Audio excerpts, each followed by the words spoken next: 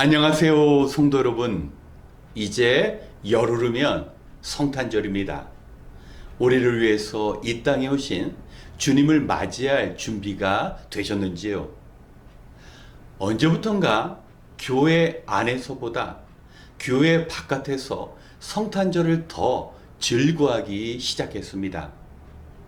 성탄절 한 달 전부터 라디오에서는 경쾌한 크리스마스 캐롤이 울려 퍼집니다. 그리고 대형 상가나 쇼핑몰 앞에는 화려한 크리스마스 트리가 장식되어 있습니다. 그러나 정작 교회 안의 성도들에게는 특별한 기대나 즐거움이 없는 것 같습니다. 왜 우리가 성탄절을 준비해야 합니까? 성탄절은 바로 우리에게 하나님의 구원이 임하는 날이기 때문입니다. 오늘은 누가복음 3장 4절로 6절의 말씀을 통하여 이사야 선지자를 통하여 어떻게 우리가 주의 오심을 준비해야 할지 말씀을 통해 함께 확인하는 시간 갖겠습니다. 누가복음 3장 4절로 6절 말씀 함께 봉독하겠습니다. 그것은 이사야의 예언서에 적혀 있는 대로였다. 광야에서 외치는 이의 소리가 있다. 너희는 주님의 길을 예비하고 그 길을 곧게 하여라.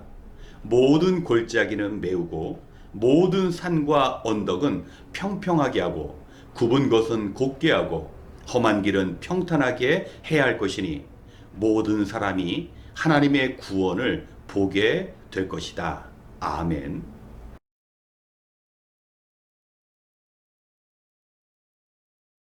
방금 읽은 본문의 말씀은 누가가 구약의 선지자 이사야의 말씀을 그대로 인용한 것입니다. 너희는 주님의 길을 예비하고 그 길을 곧게 하여라. 이사야서 40장 3절 이하의 말씀을 보면 선지자 이사야는 장차 700년 후에 예수님께서 탄생하시는 그 유대 땅에 살고 있는 사람들의 마음을 정확히 예언하고 있었습니다. 말씀 속에 등장하는 골짜기와 모든 산과 언덕과 길은 실질적인 지형을 가리키는 것이 아니라 사람들의 마음을 의미합니다.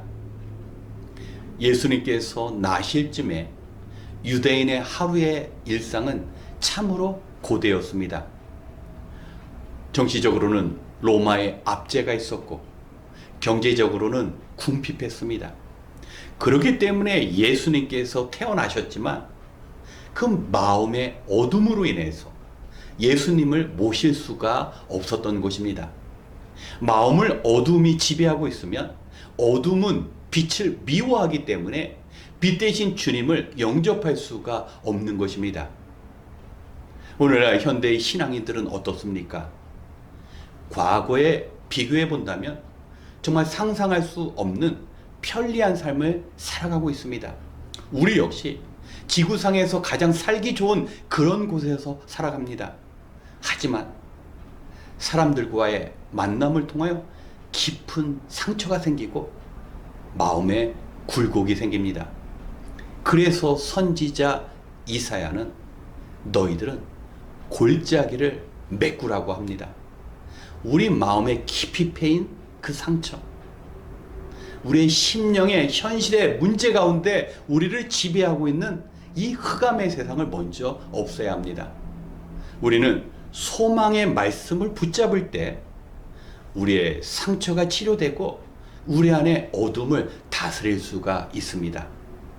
보라, 처녀가 잉태하여 아들을 낳으리니 그 이름을 예수라 하라. 예수님은 구원자이십니다. 임마누엘 하나님이십니다. 현실적으로 우리가 사람들을 통하여 어려움을 당하고 또 우리가 살아가고 있는 그 인생의 굴곡이 있다 할지라도 창조주 하나님께서 우리 안에 임하시고 우리의 모든 문제로부터 우리를 벗어나게 도와주실 때 우리 안에 어둠은 사라지게 되는 것입니다. 빛 대신 주님께서 우리를 온전히 다스릴 수 있습니다. 두 번째, 모든 산과 언덕을 평평하게 만들어야 합니다. 여기서 산과 언덕은 교만을 의미합니다. 예수님께서 유대 땅에 오셨을 때 누구보다 율법의 예언을 통하여 메시아에 대해서 잘 알고 있었던 바리새인들과 서기관과 같은 종교 지도자들은 정작 예수님을 눈앞에 뵈었지만 그분을 받아들이지 않았습니다. 왜 그랬습니까?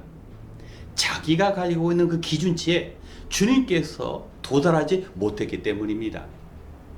말씀의 예언대로 오신 예수 그리스도보다 갈릴리 시골에서 살았던 목수였던 예수 그리스도, 그저 사람들을 몰고 다니는 그러한 예수의 모습을 보면서 진정한 메시아를 자기 삶 속에 받아들이지 않았던 것입니다.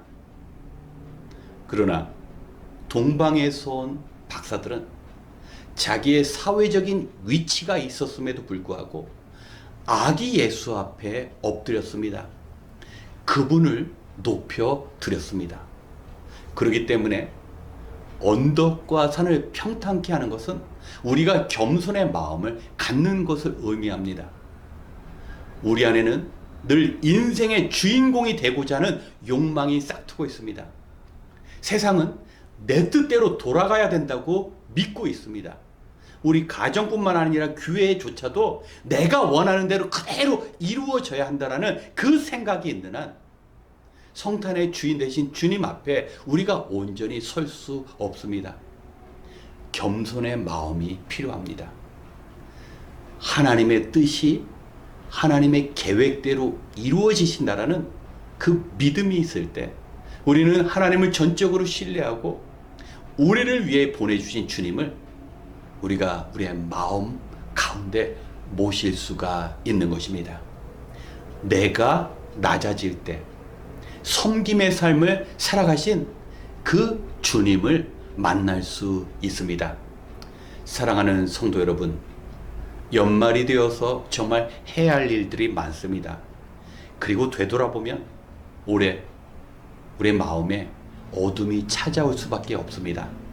그러나 그럴수록 소망의 말씀을 붙잡으시기 바랍니다. 더욱더 겸손해짐으로 말미암아 우리를 위해 보내주신 주님을 만나시기 바랍니다. 2022년 성탄절, 우리 인생 가운데 가장 기쁘고 감격스러운 그 날이 되시길 주님의 이름으로 축원합니다. 함께 기도하겠습니다. 하나님 아버지, 2000년 전 유대 땅에 사람들의 마음을 지배했던 그 두려움과 염려가 우리가 살고 있는 이 세상을 여전히 덮고 있습니다. 그럼에도 불구하고 우리에게 선지자 이사야의 말씀을 통하여 주님의 탄생을 예비케 하시니 감사합니다.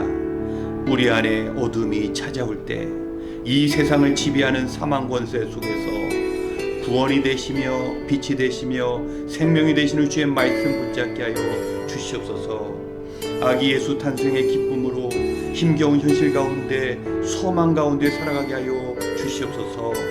바라옵기는 낮고 낮은 모습으로 오신 주님, 우리가 겸손히 따르며 주님 닮은 삶을 살아갈 수 있도록 주님 이끌어 주시옵소서.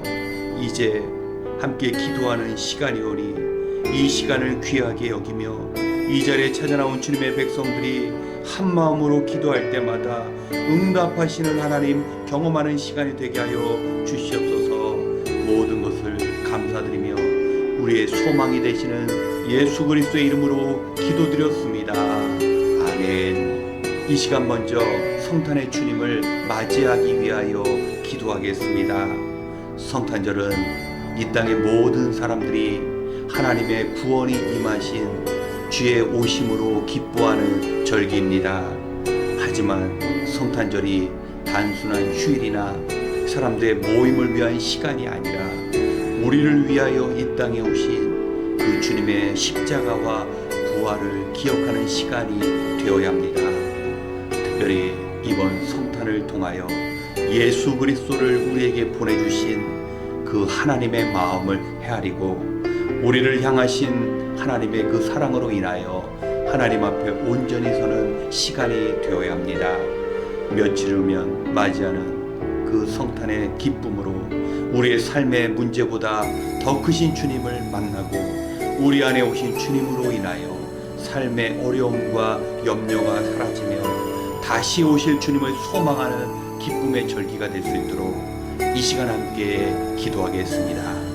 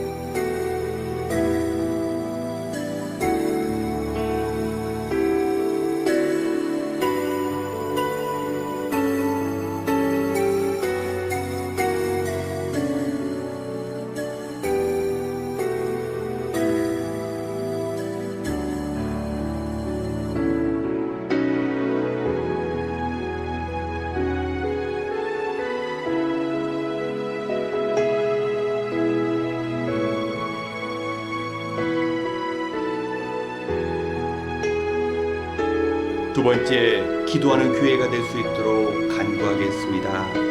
매일 새벽에 기도회로 모이며 또 수요일이면 우리가 영상을 통하여 함께 기도하고 있습니다. 이제 날씨가 추워지며 새벽에 함께 모여 기도하는 일이 점점 힘들게만 느껴집니다. 그리고 연말이 되어 아침 일찍부터 일하고 늦은 시간에 하루를 마무리하며 수요일 오후에 우리가 기도하는 자리에 참여하는 것 역시 쉽지 않을 것입니다.